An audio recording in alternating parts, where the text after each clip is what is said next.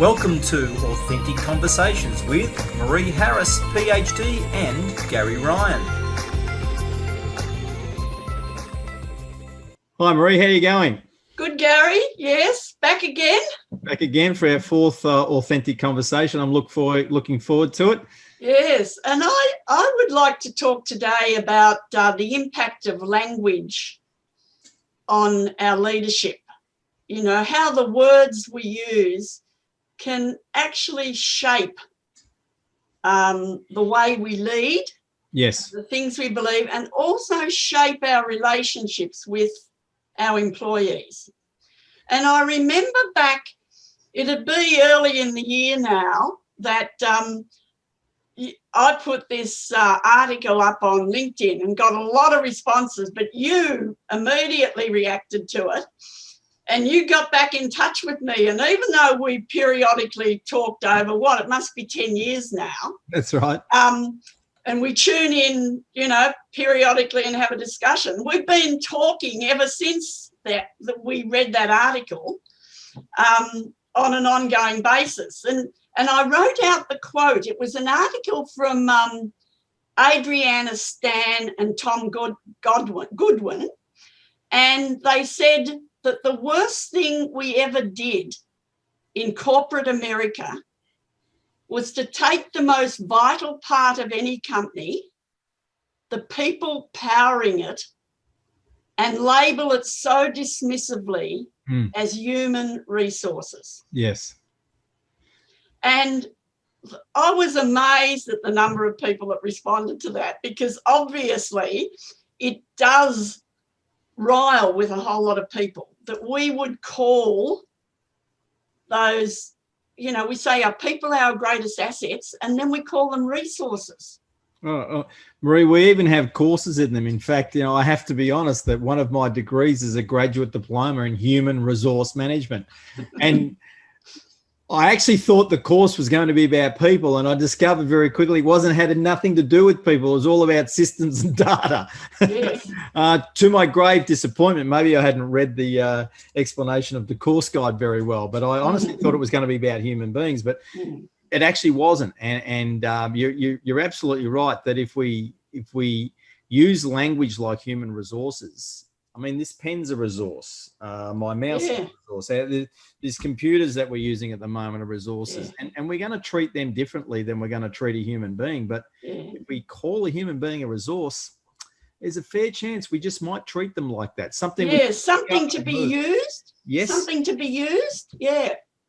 And that what we're actually communicating across to our people is you are something to be used.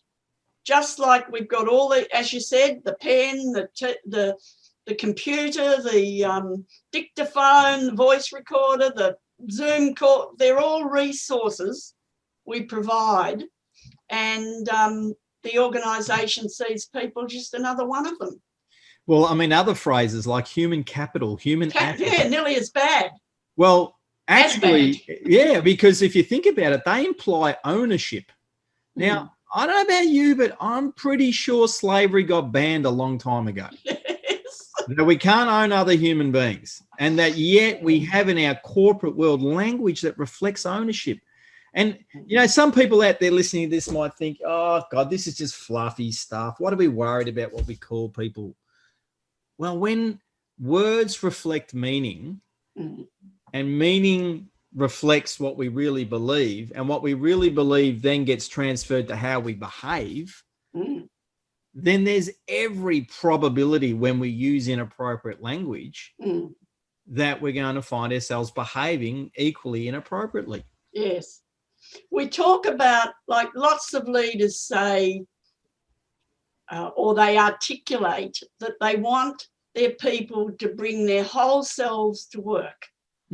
Their mind, their spirit, their body. And then once they've got them there, they drain them of that essence by, talking to them and relating with them in this way. The very essence of who they are by calling them a resource or calling them human. All you people are the human capital of the organisation. So I think we really need to be much more reflective about the language that we use. Oh, absolutely. And it has been terrific to see over the past 3 decades, organisations move away from department names like human resources to names like people and culture, Yes. people and organisation development, those sorts of names, Yes. which are actually recognising that we've got people in them. Yes. And then, there's other areas that talk about learning services or learning and development. Again, that's more of a human inclination in the language that we've got there. And if we've got learning, we're going to have errors get made, aren't we? We're going to have things not done right the first time. Learning's where that happens, and we find a way to learn and fix it and not repeat errors. But we embrace the learning because we understand that's how human beings operate. And just, it's fascinating. I often talk with the people that I coach, Maree, and they'll say things like my team. And I go, whose team is it? And they go, my team. I go, you own it, do you? And you've done some really good, we've had discussions about this before, Gary. You've done some really interesting work, I think. When you talk about, well, how do we manage this? How do we improve our language? I think in your coaching, you've done that very effectively by pulling people up on the language that they're using. Yeah, at least challenging the thinking. Yes. And I know how you talk a lot about both reflection on what we do, but reflection in while we're doing it. Yes. And, I've heard you talk about that a lot, and it's part of being reflective of what is the language that truly reflects what I mean. Yes. Maybe it's the people I lead. Now that's okay because you're the leader. Yes, you lead them. They're people. They're the people you lead. Now maybe it's easier to say my team. But the danger side of saying my team is that the ownership mental model or thinking that can come with it might mean that you might protect that team from in a way because you own it that actually isn't good for the team's learning or good for the organisation and ultimately good for all of those individuals. Or maybe you could think that you can pick up pieces of what you own and move it wherever you like and not actually engage with them as human beings. And while very subtle, the meaning that comes in the words we use, again, if there's a high probability, which we both know through research there is, it will impact your behaviour. Yes. Then being more cognizant of those words is really, really important. That's right. Gary, you and probably a lot of our listeners also know that I've been doing some work with leaders in aged care in the last couple of years, and I was absolutely horrified to hear the government particularly talking about decanting in aged care. That process of moving residents to hospital who tested positive to COVID, we decanted them. Yeah. Now, I decant a bottle of wine to let it breathe. So do I. Right? And this is the language that emerged in COVID to describe that process. Yes. And as if we weren't acutely aware of how aged care residents are devalued without using that sort of language to describe that process. It's just appalling. And the other thing in the aged care sector is the government insists on calling them consumers because they're paying for their care. And the people in those aged care facilities see it as their home and they want to be called residents. That's right. Absolutely. Yes. So you have right throughout the system, you have these words that we use that they're sort of jargon, really, aren't they? We get in our industry and professional sectors and we develop a language or a jargon. But if we use that, you might argue that it's okay to use that internally within the system. But as you've just said earlier, it then becomes goes outside the system and it begins to be, it shapes or it colours how we view the people with whom we're working or interacting. I mean, like along those lines, I know Gary Ridge and the team at WD-40, which is, I love their example because they're that spray in the can and it's, you know, it's dirty work and it's roll your sleeves up sort of work. Yet in an organisation like that, they've been very conscious with the language of the culture. Yes. So much so that they've really deliberately stopped using the word mistakes and talk about learning moments.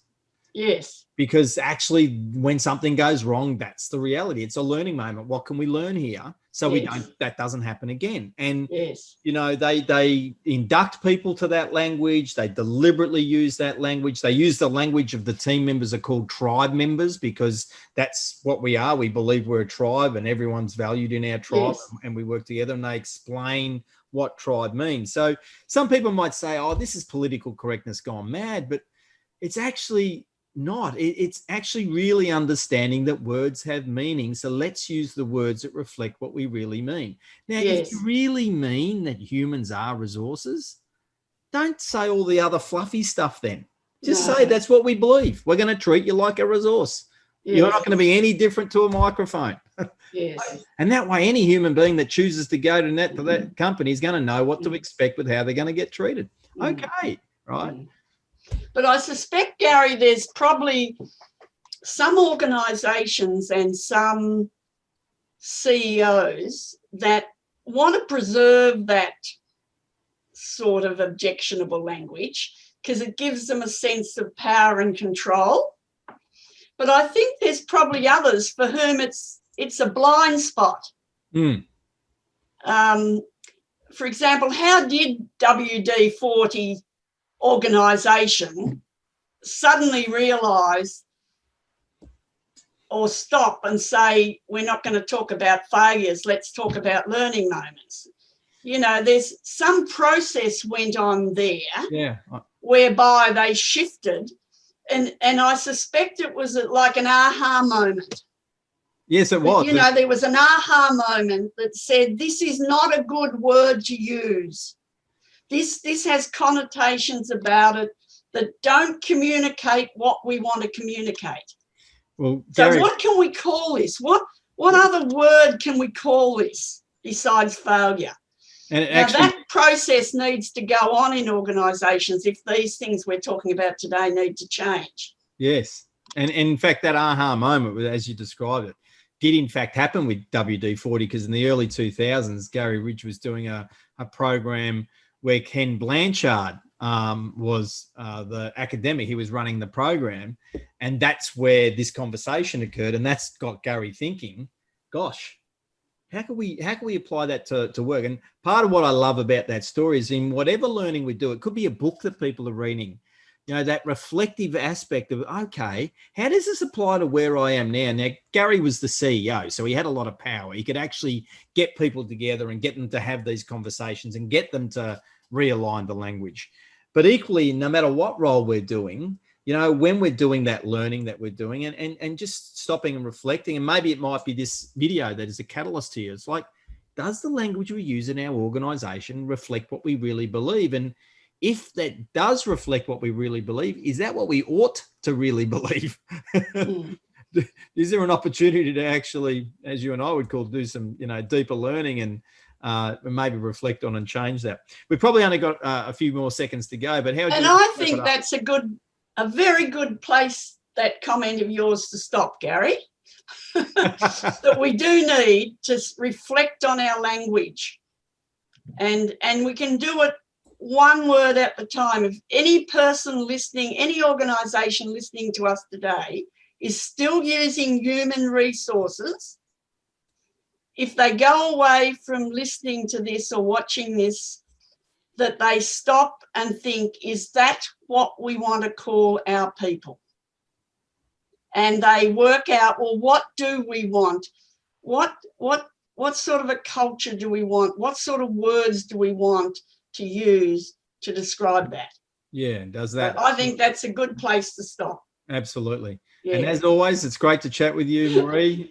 Everyone else, we're glad that you come along with us, and we look forward to chatting with you next time.